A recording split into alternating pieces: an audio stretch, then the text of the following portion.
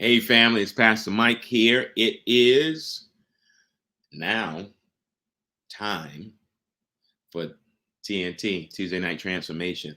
So grateful for all of you who have joined, will join on tonight. Do not forget when you join, let me know where you are, what part of the world you all are in, and I will make sure that I shout you out on tonight. But again, welcome to TNT, Tuesday Night Transformation. Do not forget, again, let me know where you're from.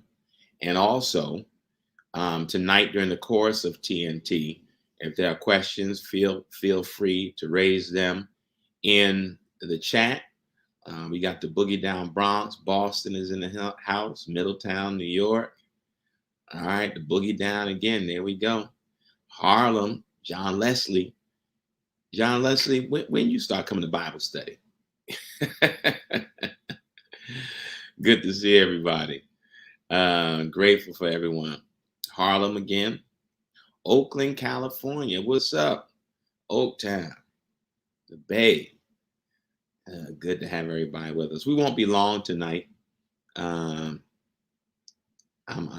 is the week of Thanksgiving.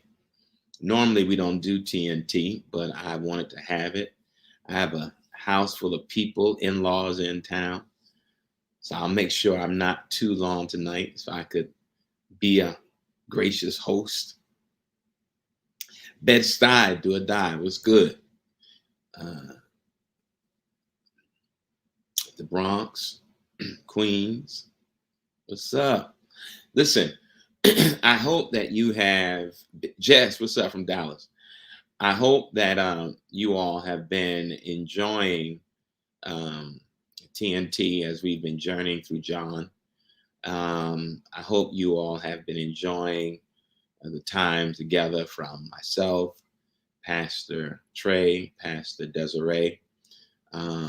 We just wanted to do something a little different. Atlanta in the house, ATL, and hope you have enjoyed it. In the Gospel of John, you notice there are some things we haven't covered, and I won't cover tonight. This is our last night of TNT. And I may do something special in the weeks to come as we enter our winter renewal. December is usually a month when we go down quiet. But who knows? I may surprise you all with something. Deirdre, how are you? And so what I haven't talked about, and what we haven't talked about, is the crucifixion and the resurrection narrative. And there's a particular reason. So much of Christianity has focused on crucifixion, resurrection, especially since we take our cues, so many in Christianity take their cues from the writings of the Apostle Paul, and who for Paul, the crucifixion, but more importantly, the resurrection was a heart of his gospel.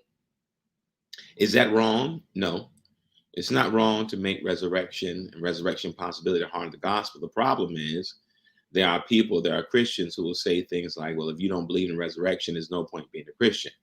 If you don't believe that he rose from the dead, why are you a Christian?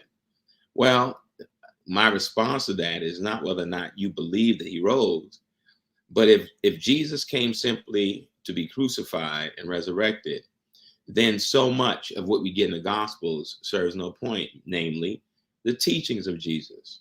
Jesus doesn't teach resurrection. He is resurrected. I'm going to say that again. Jesus doesn't teach resurrection. He is resurrected. Now in Matthew, when he gives the Great Commission to his disciples, he says, go ye therefore into the world and make disciples. How do you make disciples? I think I said this last week. You baptize, he said, and teach what I taught you. So that Jesus gives his disciples a charge. Make disciples. You make disciples by baptism, which is this public and spiritual sign of an inward grace. And then teach what I taught you. It's critical. So that means that in order to be committed to making disciples, those of us who are believers, who are disciples, who are committed to making disciples, doesn't mean we need to be familiar with the resurrection because it's an event. We need to be familiar with the teachings of Jesus. That's critical. And so if you notice throughout the journey with John, seeing Jesus through the eyes of John, we focus on the things that Jesus taught. Because, and I've said this before, and I will continue to say it, so many believers are not as well versed in what Jesus taught. You know, I saw something. Well, I'll leave that alone because I don't want to meddle with nobody's business tonight. But so many believers are not as versed in what Jesus taught. We are well versed with the teachings of Paul for sure, but not as versed with the teachings of Jesus. And that's tragic in some ways. I said it last week. If you ask many believers their favorite scripture, very few will quote Jesus. Matter of fact, let me see right now, those of you who are watching, I want you to put in the chat, what is your favorite scripture? Your go-to scripture. What is your favorite scripture that you like, that you go to? Put it in the chat. Let me see if you can quote it. Let me see if you know chapter, verse, and book. But if not, you can just put the scripture or your best recollection of it. So I want to see those of you who are willing, put up in the chat your favorite scripture. And don't now go looking for some gospel if that's not your favorite scripture. Yes, thank you, Angela. Psalm 91, favorite scripture. All right, thank you. Come on, let's get them. Let's get it going. Psalm 91. Come on, don't be bashful. Psalm 23. Here we go. Psalm 91. Psalm 23 again. John 16:33. Yeah, I love it. It's a gospel. John 16:33. Yes. The whole book of Daniel. All right. All right. I love it. Jeremiah. Lamentations. Philippians. Psalm 134. Glennish said, Jesus said he felt released. That's when he said he felt power left him. That's the scene of the woman with an issue of blood. Yes. Proverbs 3. Lean not unto your own understanding, but in all thy ways acknowledge him, and he shall direct your paths. There it is. The parable of the talents, Matthew 9. Psalm 121. I can do all things through Christ. Philippians. All right. Philippians 4. Antoinette. Let's go. Come on. Let me get some more. I want to see some more. Let me see some more. Now, I think my point is kind of proven. Many people, when they outline their favorite scripture, majority, I would say 85, 90% of what was said here, shared, are not from the actual teachings of Jesus. One is a parable. Somebody put a parable. The others put this woman, the issue of blood. But very rarely, when the overwhelming majority are not from the gospel. Favorite scriptures are not from the gospel. And that's just very telling. Because again, if Jesus is the foundation of Christianity and Jesus is the bedrock of Christianity, right? Then the question becomes, why is it that so many believers don't look to Jesus's teachings as their favorite scriptures? And that becomes something we have to and that we it's just a reality that we know, that I realize. And it's because, you know, we are not as knowledgeable, I hate to say that, with Jesus's teachings. And yet, Jesus's word to disciples, to us, is to make disciples. How do you make disciples? Baptize and teach what I taught you. So if we're disciples committed to the commandment, the commission of Jesus, which is to make disciples, then we ought to be committed not only to engaging in an act of baptism, but more importantly, teaching what I taught. So much of Christianity is framed by the teachings of the Apostle Paul, and I say Christianity as an institution. Doctrine, you say what you want, the doctrine that is shaped, the creedal language, but doctrines shaped and creedal language that you find, like the Apostles' Creed, the Nicene Creed, are not based on the teachings of Jesus. These are reflections about Jesus, teachings about Jesus, but not the teachings of Jesus. And that becomes critical. And so I think as you journey as a believer, what becomes critical is to really become familiar with the teachings of Jesus as outlined in the Gospels. So when people often ask me, Pastor, where should I start? And people say things like, I read the whole Bible in a year. And I want to say, well, why? Why did you read the whole Bible in a year? Because the first thing is, I'm pretty sure you didn't understand a lot of what was read. So if you just want to read it as an exercise of discipline, okay. But I promise you, if you read the Bible in a whole year, the first question I'll ask you is, well, what version of the Bible? Because if you read the King James Version, you're already at a loss, because there's nobody here joining me tonight who's well versed in Victorian English. So I know right then you're at a disadvantage. And so this is particularly why at FCBC we read from the New Revised Standard Version, which is a pretty good translation from the Hebrew Old Testament and the Greek New Testament, and then the Message Bible, which puts it in plain, accessible language. Question: is there a book consisting of only Jesus's teachings? If not, you should write one. I'd buy it. No, there's not. Well, the Gospels, Matthew, Mark, and Luke, try to give a narrative of the story of Jesus. But if you want to get a book of Jesus's just Jesus teachings, no stories, no healings, just teachings, then you want to order, Tremaine, the Gospel of Thomas. I've taught from that. I did a Bible study on that. Matter of fact, I'll do that in the new year.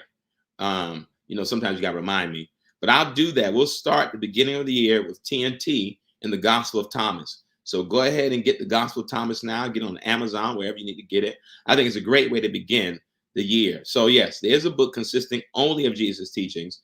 That's the Gospel of Thomas. May read a little bit different from the Gospels, but that's because it is only filled with wisdom literature. The interesting thing about the Gospel of Thomas, if you have it or if you get it, is that it was found among the Dead Sea Scrolls in the Nile River Valley. It was the only quote unquote gospel that was really shared. And not the only one, but one main one. And what you'll discover is that for people who lived in the Nile River Valley, who were believers, Christians, early Christians, Coptic church, that the gospel narratives was not what they had access to, right? They had access to the Gospel of Thomas, which was only the teachings. Now, why is that important? When you read the Gospel of Thomas, which is called a non-canonical text, which means it didn't make the canon of the Bible, which means those men who sat around determining what should be in the New Testament decided that Thomas should not be in there. Why? Because Thomas doesn't give you any historical data.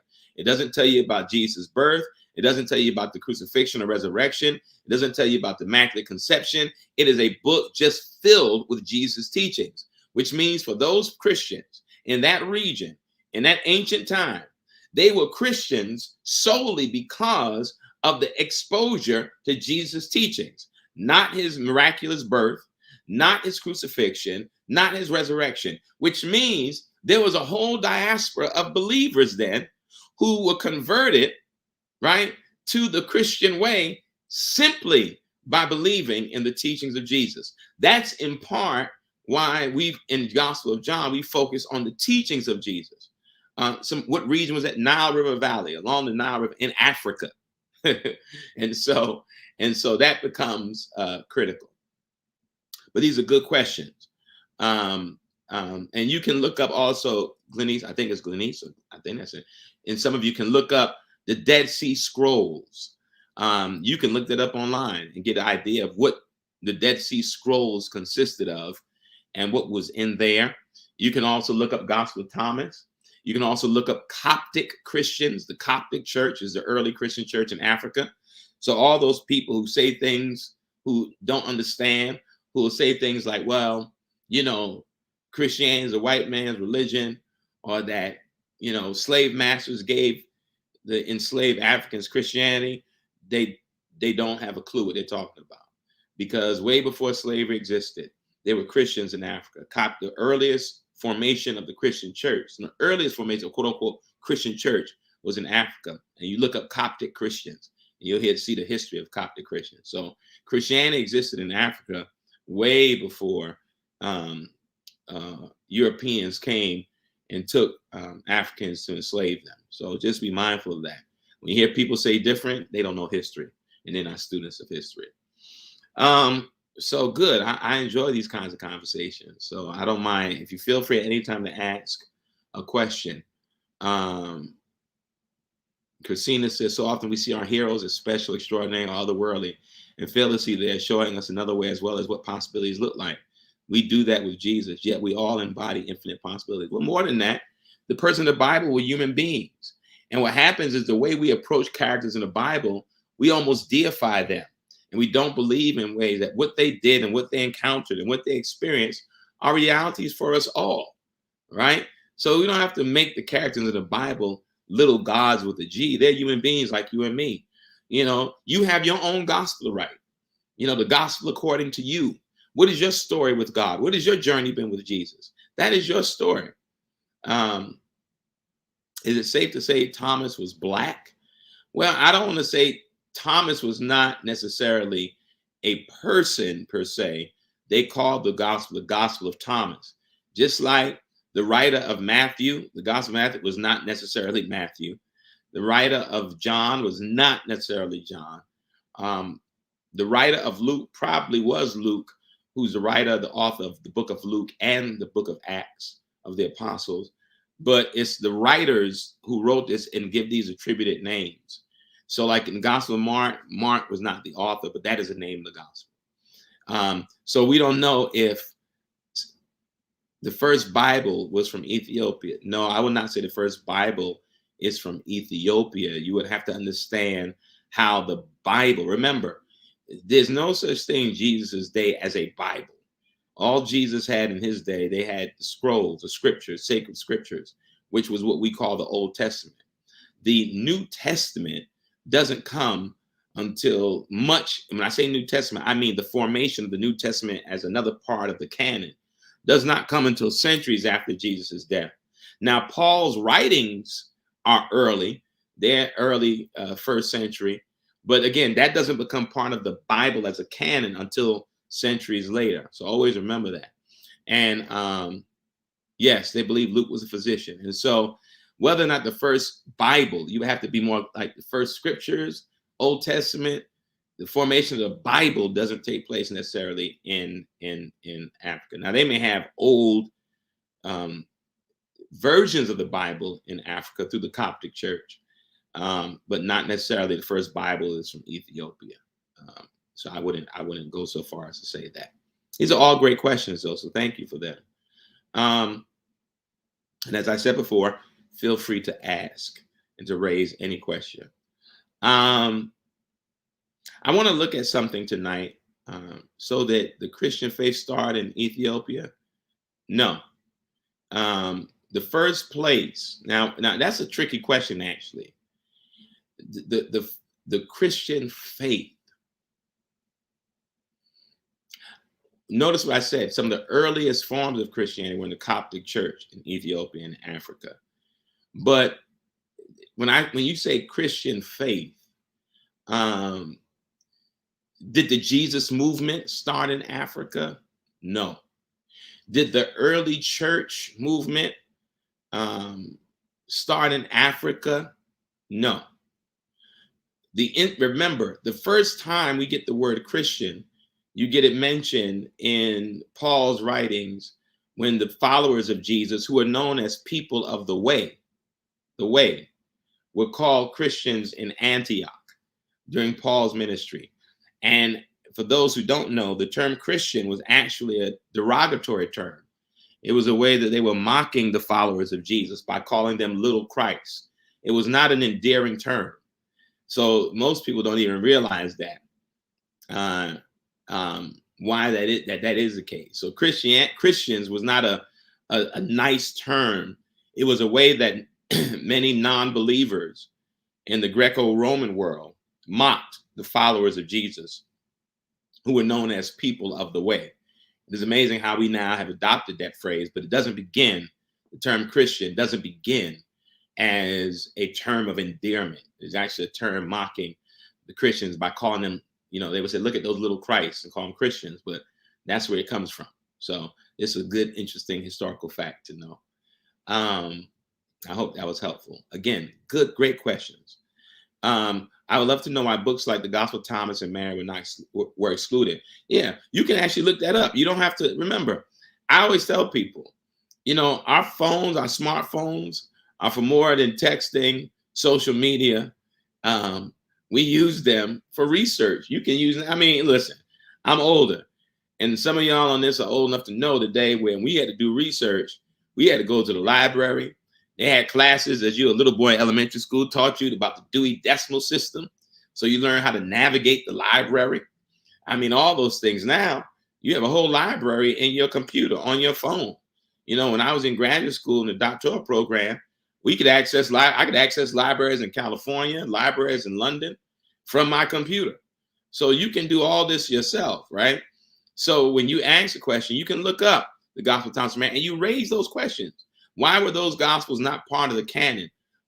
The suspicion is that those gospels were a little bit too liberating.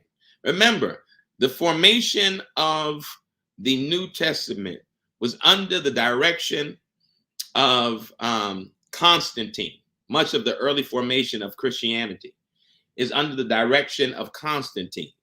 Constantine is seeking to use Christianity to maintain some levels of stability. He co-opts Christianity and makes Christianity part of the state religion of Rome.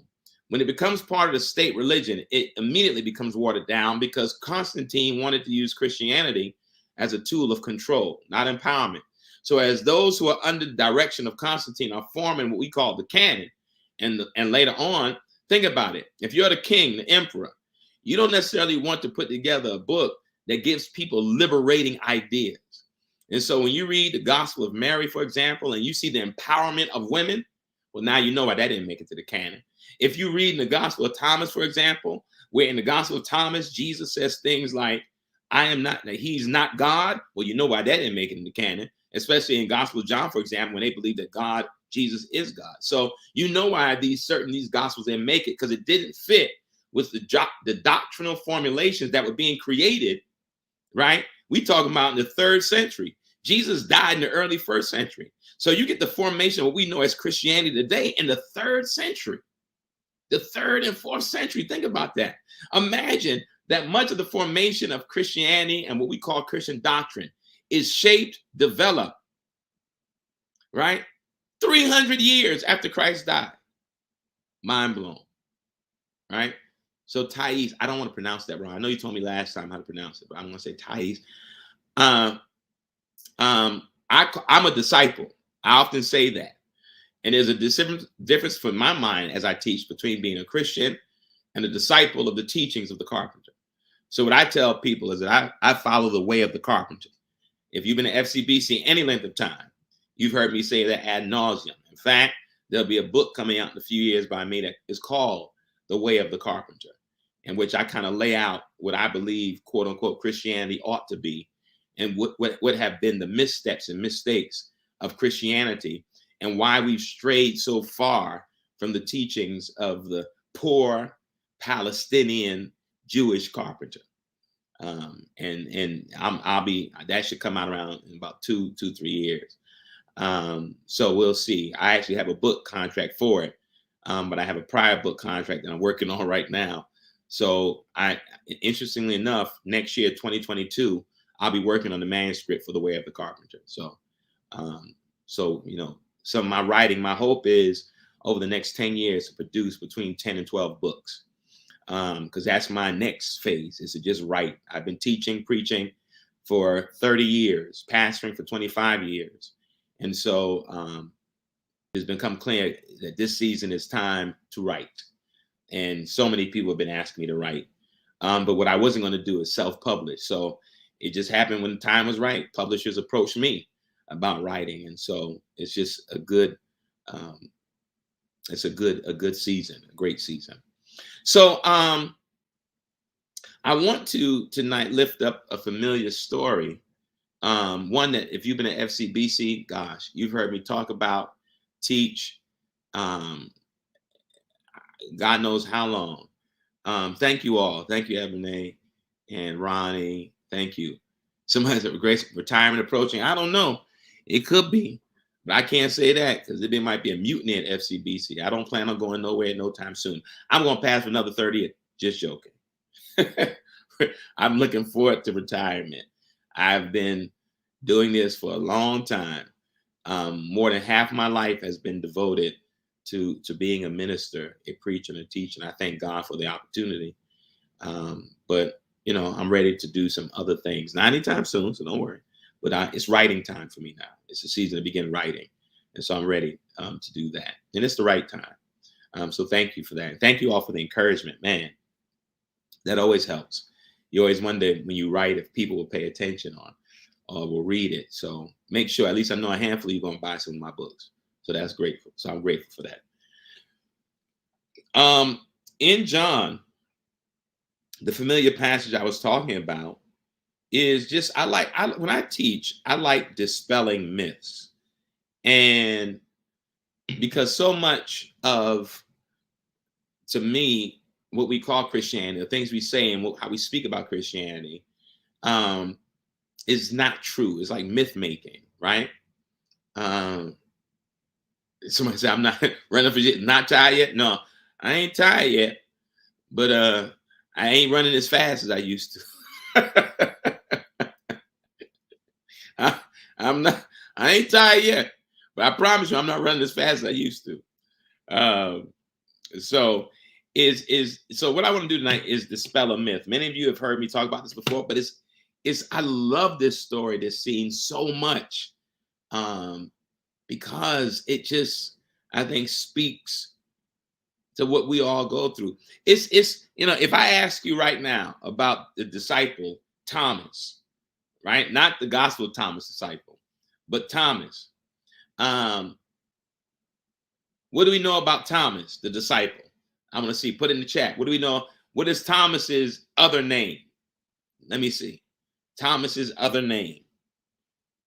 Put in the chat. See how many of you all know Bible. What is the name, familiar name? The familiar name we refer to those who grew up in Sunday school and church. Thomas. What is Thomas? What's the name we attribute to Thomas? Yes, Whitney. Come on, counselor. Yes, AQ. Doubting Thomas. Doubting Thomas. Doubting Thomas. And isn't it amazing? Yep. That we grew up hearing doubting Thomas, doubting Thomas. We even repeat it. We even say things to people, right? Yeah, that's right. I said, don't call him doubting Thomas. We're going to hear why tonight. We people, don't be a doubting Thomas. That's a phrase. Don't be a doubting Thomas. But referring to Thomas as doubting Thomas is absolutely wrong. Absolutely wrong. Some of you were here when I talked about the Lazarus scene a few weeks back. And if you remember in the scene of Lazarus in the Gospel of John, when the disciples were afraid to go back to Bethany because they told Jesus that the Jews were conspiring, the religious leaders were conspiring to kill him. And when Jesus was going back to raise Lazarus, the disciples didn't want to go. You remember what Thomas said? It's the same Thomas now. Thomas told the other disciples, let us go. And if they're going to kill him, Jesus being, he said, let us go and die with him. Someone said, but no one doubted more than Peter. No, Peter didn't doubt. Peter was just afraid. Peter didn't doubt. If I got time, I'll hit that tonight.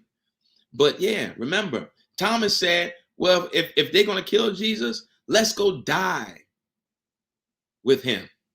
Think about that. Does the person who says that sound like they doubt Jesus?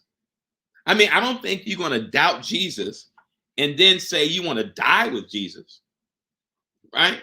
So in John, you get a glimpse of a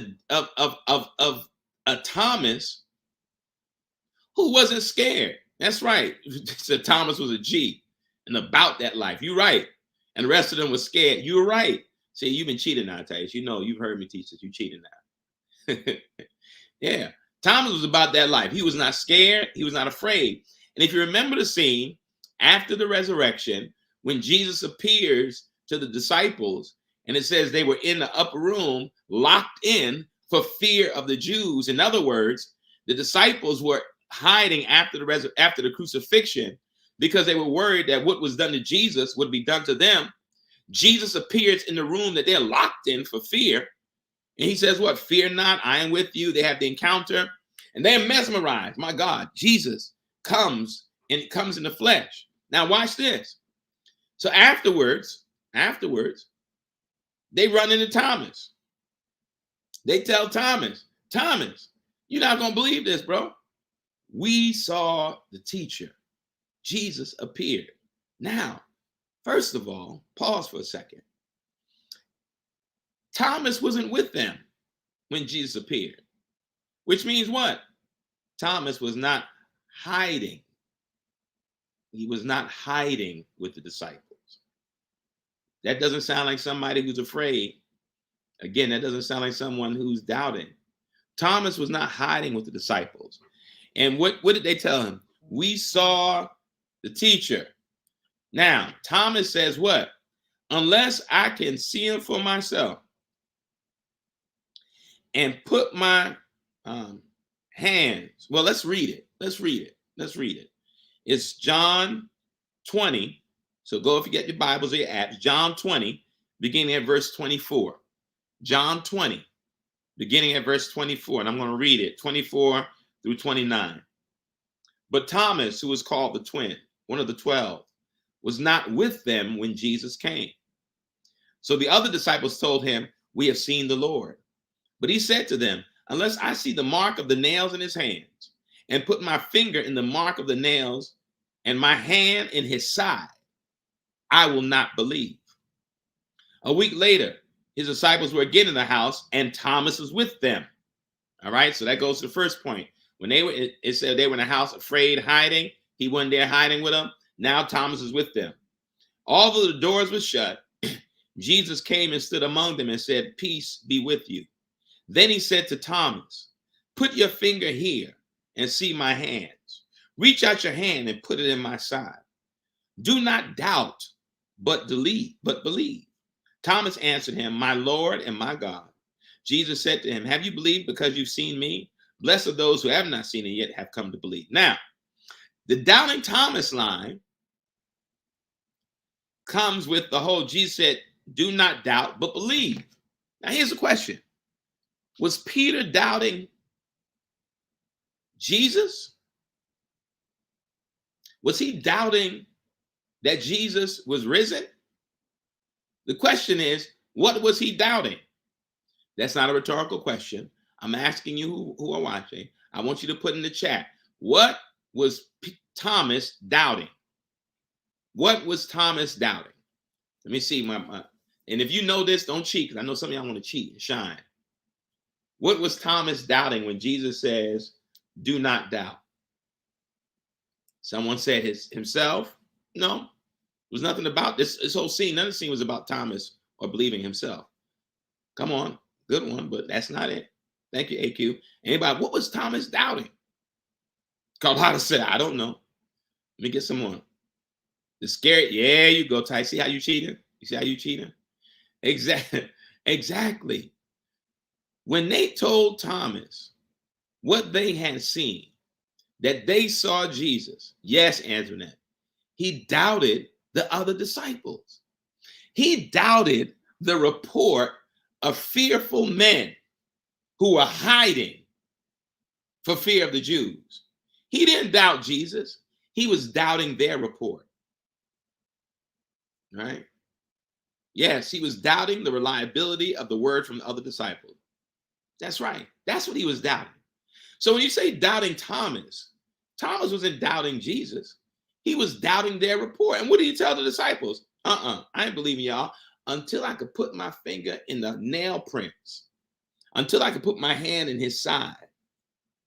I thought I heard something. I'm not going to believe. You got that? Until I can put my fingers in the nail prints, until I can put my hand in his side, right? I'm not going to believe. So it's not that he believed that Jesus was risen. He believed the reports of the disciples. He didn't believe what the disciples were saying, right?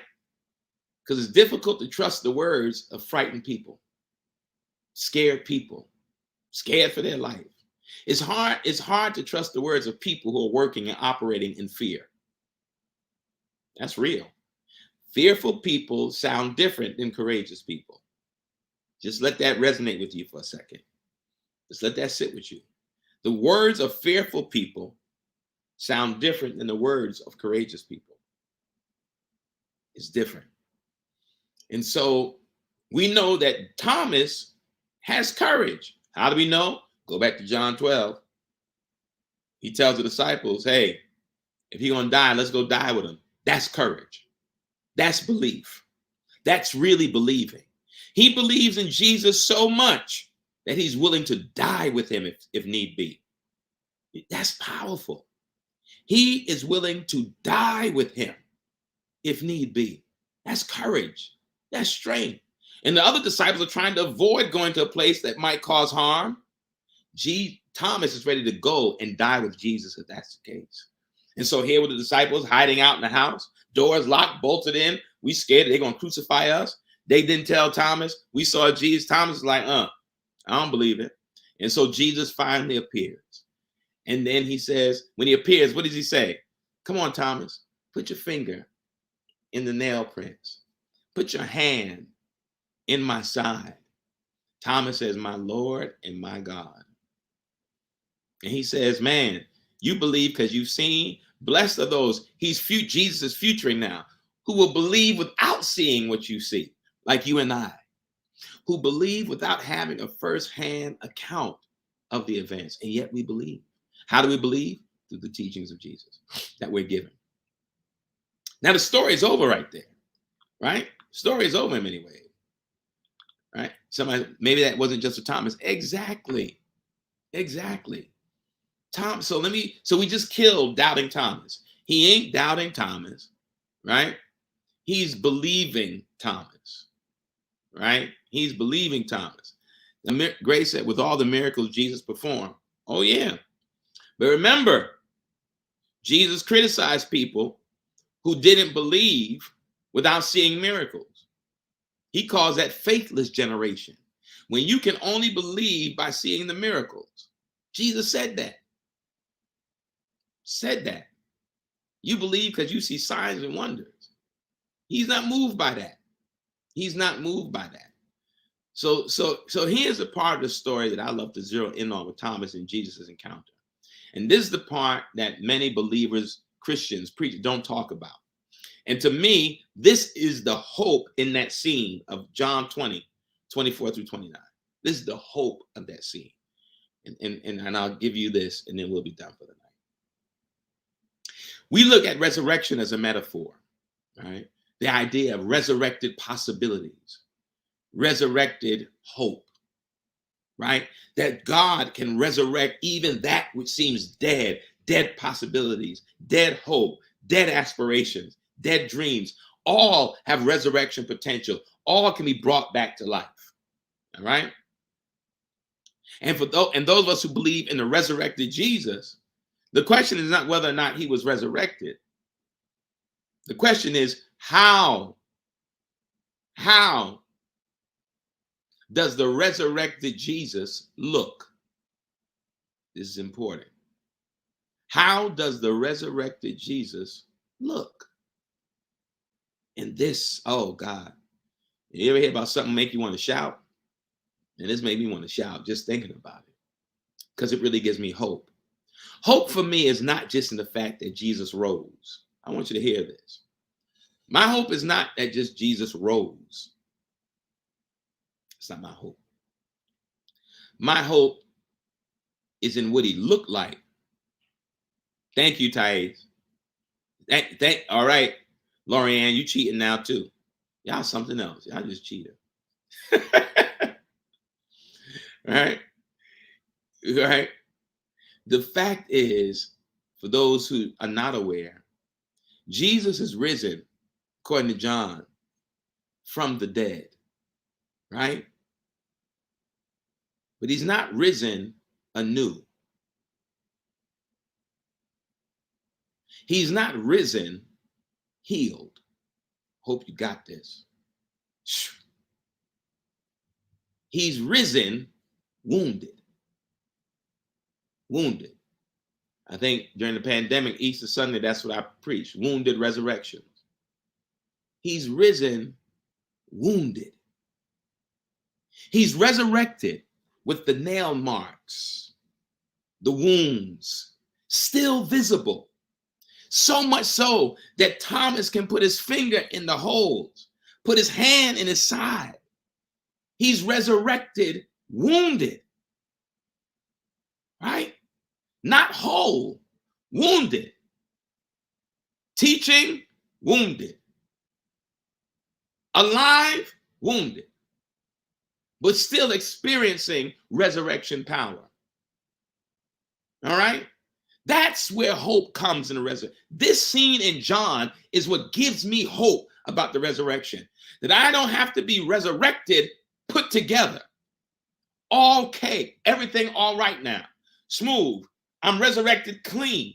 No, I'm resurrected in the midst of my woundedness, in the midst of my brokenness.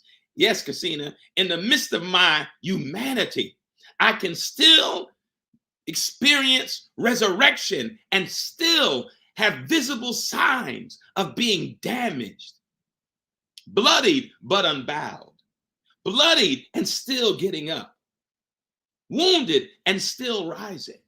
That's the reason you rejoice in this scene. That's the reason you rejoice in resurrection. So the people tell you that church is about getting yourself back together. Well, okay. But when I can see that Jesus was resurrected, wounded, my God, that is hope. That even in my woundedness, my brokenness, my damaged state, I can be resurrected. New life, new possibility, even while I'm wounded. I hope you get this. New life, new possibilities, right? Even while I'm wounded. Kim said, may have some scars. I'm still healed. Hold on. Wait a minute. Wait a minute. Wait a minute, Kim. Scars are a sign that healing took place. Jesus didn't have scars. He had wounds. I want you to get that. Scars are signs. I got a scar here. I got a scar here. Those scars say that the healing has taken place. Jesus' resurrection says you can be resurrected, yes, Thais, with open wounds. Oh, gosh. Oh, my gosh. Yes, wounded but winning. Now y'all preaching me. Y'all trying to preach me happy now. Right? Beauty, Ronnie, in my messiness. Y'all trying to make me shout now. See? Stop that. Stop that. Y'all trying to make me shout. Right? That God can do this great work even when the wounds are visible, when the wounds are open. Yes, when we're vulnerable. Somebody needs to know that tonight. Right? But people tell, well, you got to get yourself together before you come to church, and you got to get your life right and get your mind right. You don't know the God I serve. God can lift me while I'm broken. Oh, see, Ebony, see, now y'all cheating. Hope in this horror. Don't do that. Y'all all now want to preach. Y'all want to preach me happy now. Okay? Here y'all go. That's it, though. Y'all killing me tonight. Hope in the horror. Oh, God. I love it. Yes. But think about that. I like, Ebony, that you said that, because when you were at Harlem Hospital during the time of the pandemic, my God, that was hope in the midst of horror. There had to be hope. That's what made you keep getting up every day and going to work. That what made some of us still focus in the midst of the pandemic. Hope in the midst of horror. Resurrection in the midst of damage. Healing in the midst of woundedness. Right? That's powerful. Right? Wounded, but still alive. My God. Yes, Angela. Wounded, but still. Why y'all trying to do me like this? Y'all trying to get me to shout in my house. I see what y'all doing. Yeah. Wounded, but still alive. I love it. And not only wounded, But watch this. Here it is. Here's the part. This might make somebody run. It might make me run, right? Not only wounded, right? But wounded, but no, what I'm saying, not only resurrected and wounded, but resurrected, wounded, and not ashamed of the wounds. Yes, open wounds. And what did he say? Thomas, touch him. Put your finger in the hole. Put your hands in my side. Not ashamed of the wounds. You see, so many people have been turned off by church because church has made them feel ashamed of their wounds, made them feel embarrassed by their wounds, told them they had to get themselves together. No, Jesus said, touch them, get close to them, see them. But while you're seeing and touching, guess what? I'm still here. See, lacerated, but still loving. You see what y'all doing? Rhonda, wounded, but still, see what y'all doing? Now y'all want to preach. Wounded, but still a warrior. Y'all are something else. Lacerated, but love it. Y'all something else. I love it. I love it. I know that lets me know that I'm doing a good job. Optimistic in oppression. See how y'all doing? This is ridiculous. But the key is not ashamed. Not ashamed. Not ashamed. Right? I'm gonna tell you a story and I'm ending it. Some of you know this story already. You know, I very briefly, you know, I had major surgery, removal of a tumor, and then most of you know this. When I was 10 years old, that's why I have this scar. When I was little at 10, the scar was much bigger. I actually had to get injections in the scar to make it smaller. And I was a little kid. I was 10, and I was out of school for a while, man, like 2 months almost. And I was getting work at home, and I wanted to go back to school. And I remember going back to school, and I was also had issues because when I was out there, I was in hospital for almost 3 weeks. It's amazing. The day I got out of the hospital was actually Thanksgiving Day of 1981. I got out of the hospital on Thanksgiving Day. My first day home after 3 weeks in the hospital was on Thanksgiving Day. So Thanksgiving always holds a major it's a range of moment for me. Yeah, I was scared. 10 years old, I was in surgery for 6 hours. I was terrified. And then staying in the hospital for 3 weeks, traumatized. It took me 30 years to get over that, to go through therapy. I was traumatized, scared to sleep at night as a child with lights off. You know, you imagine those days, they didn't let the parents stay in the hospital. So you imagine being 10 years old and staying by yourself at night for 3 weeks in the hospital. Traumatic. I was traumatized, and that stayed with me for a long time. But I finally wanted to go to school, and when I was home, my mother would have to change the bandages that were around my neck because I had a draining tube at the bottom of the scar to drain any excess fluid. And so they told me I couldn't go back to school until the drainage was over and the wound where the tube was closed. So what did I do? With my 10-year-old self, I tried to hasten. I don't know no better. So at night, when my mother would change the bandages and I would go to bed, I would take the tube out and put it back in the morning. But what it caused is the hole to close quicker than it should have, which is supposed to be draining fluid from my face because they removed one of my glands, my parotid gland in my salivary glands. So I finally got to go back to school. So I'm in the cafeteria eating, and because I hadn't let the hole close naturally as I'm eating, you know, saliva builds up when you eat. My side of my face right here just swelled up real big. All right. And the kids started teasing me. You know, when you're 10 years old, kids don't know no better. They started teasing me, and it was terrible. And then when that stopped, the scar was so big, you know, then the teasing kept coming. When that, you know, that I didn't have to go back to the hospital, thank God, but it did have to open up the hole again. And so you imagine being 10 and teased and made fun of. And so what did I do? What I knew to do at the time, well, I would fight. I'd pick up chair at the desk and throw it at kids. I developed the worst temper. And I mean, it was fought all the time, got in trouble for fighting. That fighting stayed with me all through, gosh, high school, college, I guess. But what happened is,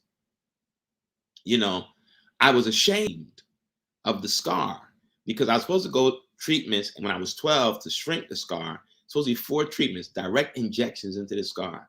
I could only do 2. And someone said, not you, Pastor. What, fighting? Boy, look, you don't even know. But that's a whole nother story. And so I grew up ashamed. I thought that I had serious imaging issues. I was like, oh gosh, I'm ugly. The scar makes me ugly. I was ashamed. I felt like nobody would like me because of the scar. And so, and this is always, I'm a kid. And, anytime I was around women, then, as I get a teenager now, I'm starting to get into women, and I would talk to people, meet people, women in particular, girls at the time. And I would like put my hand on my face or do something like this. And because I didn't want people to see the scar.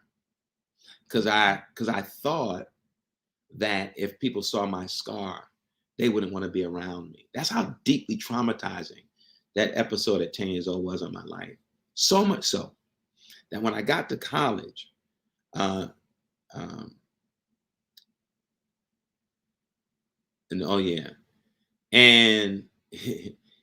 I met my wife. Let me show you how deep this was.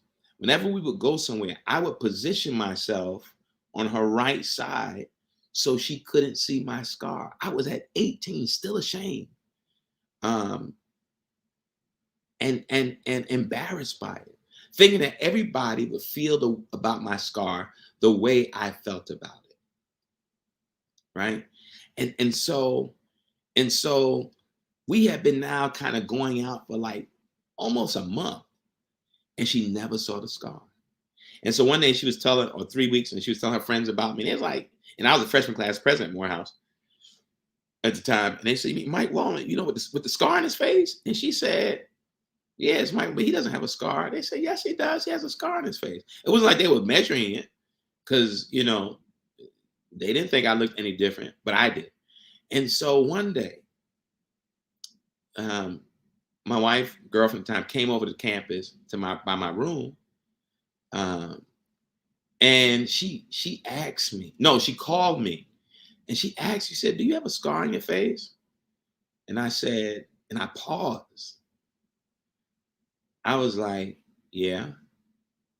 And she was like, I want to see it. Right?